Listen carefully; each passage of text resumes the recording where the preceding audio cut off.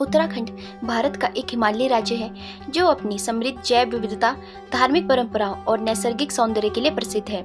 यहाँ के ऊंचे पर्वतीय क्षेत्रों में एक दुर्लभ और लुप्तप्राय प्राणी निवास करता है जिसे हम कस्तूरी मृग के नाम से जानते हैं। वैज्ञानिक नाम मोस्चस लिकोगैस्टर वाला ये मृग न केवल उत्तराखंड का राज्य पशु है बल्कि इसकी उपस्थिति धार्मिक, सांस्कृतिक और पारिस्थितिकीय दृष्टि से भी अत्यंत महत्वपूर्ण है।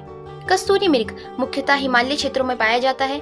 भारत, उत्तराखंड, हिमाचल प्रदेश, जम्मू कश्मीर, अरुणाचल प्रदेश और सिक्किम, नेपाल में, भूटान, तिब्बत और दक्षिण पश्चिमी चीन के कुछ हिस्सों में पाया जाता है।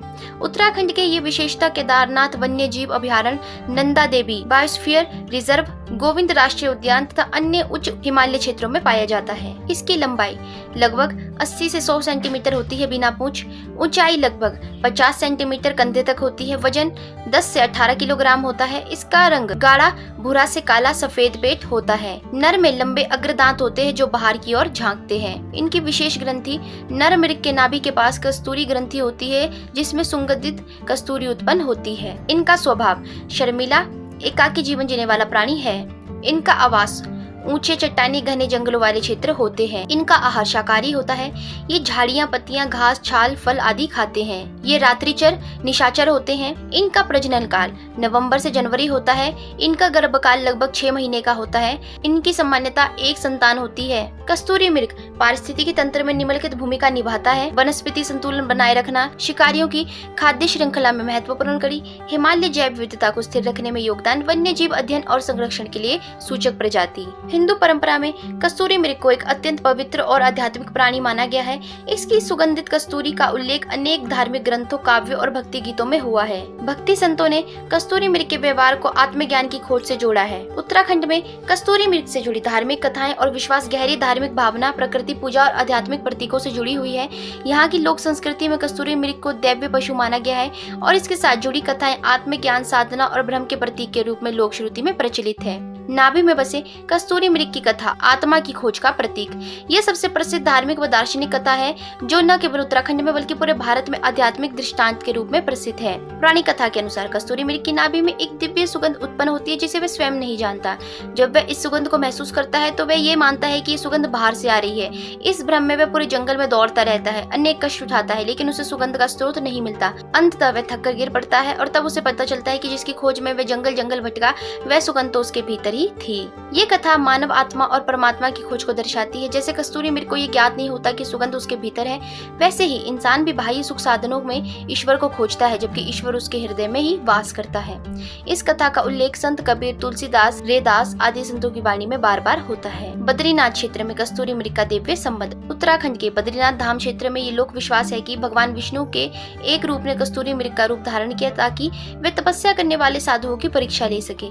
बद्रीनाथ क्षेत्र में कई साधु संतों को ध्यान अवस्था में कस्तूरी मृग के दर्शन हुए हैं जिसे वे ईश्वरीय संकेत मानते हैं। कुछ कथाओं के अनुसार व्यास गुफा के पास एक ऋषि को कस्तूरी मृग के रूप में विष्णु के दर्शन हुए थे। यहाँ के लोग मानते हैं कि कस्तूरी मृग का दर्शन करना पुण्य और ध्यान सिद्धि का प्रतीक है। श्री कृष्ण और कस्तूरी तिलक की कथा। कस्तूरी मृग की कस्तूरी श्री कृष्ण से जुड़ी अनेक कथाओं में आती है। ये माना जाता है कि भगवान श्री कृष्ण के ललाट पर जो तिलक होता है वह कस्तूरी से बना होता है। श्रीमद् भगवत और पुराणों में यह वर्णन मिलता है कि श्री कृष्ण को मकराकृति कस्तूरी तिलक उन्हें दिव्यता और विलक्षणता प्रदान करता था। उत्तराखंड के कई मंदिरों में आज भी कृष्ण मूर्तियों पर कस्तूरी तिलक लगाने की परंपरा है, विशेष रूप से गोवर्धन पूजा और जन्माष्टमी पर। नंदा देवी की यात्रा और कस्तूरी मृग। नंदा देवी जो उत्तराखंड की लोक देवी है की यात्रा के दौरान मान्यता है कि जब नंदा राजजात यात्रा जो हर 12 साल में होती है बद्रीनाथ और होम कुंज क्षेत्र से गुजरती है तो कस्तूरी मृग दर्शन शुभ माने जाते हैं। कुछ जनश्रुतियों के अनुसार देवी नंदा की रक्षा के लिए देवताओं ने कस्तूरी मृग को उनके साथ भेजा था, इसलिए इस यात्रा में कस्तूरी मृग के प्रतीकात्मक चित्र या झंडे कभी कभी सम्मिलित किए जाते हैं।